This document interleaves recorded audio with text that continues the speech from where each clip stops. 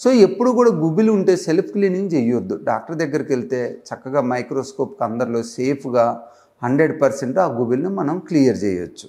So second ఇది దురదతో పాటు అంటే మనకి ఇచ్చింగు డిస్కంఫర్ట్తో పాటు పెయిన్ ఉన్నట్లయితే సాధారణంగా ఫంగల్ ఇన్ఫెక్షన్ బ్యాక్టీరియల్ ఇన్ఫెక్షన్ ఉందని అర్థం అండి.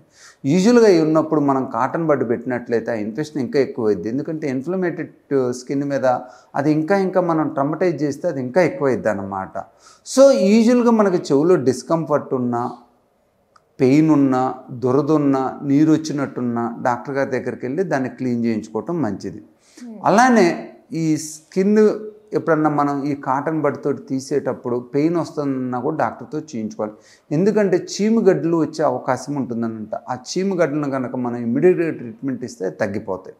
అలానే ఏదన్నా ఆ కాటన్ బడ్ లోపల ఫోర్స్బుల్గా తగిలి చెవుగూబుకి రంధ్రం పడినట్లయితే దాన్ని ఇమ్మీడియట్గా మనం మైక్రోస్కోప్లో జెల్ ఫోమ్ ప్యాచ్ ద్వారా ప్యాచ్ చేసి దాన్ని మనం ఆపరేషన్ లేకుండానే తగ్గించుకోవచ్చు అన్నమాట.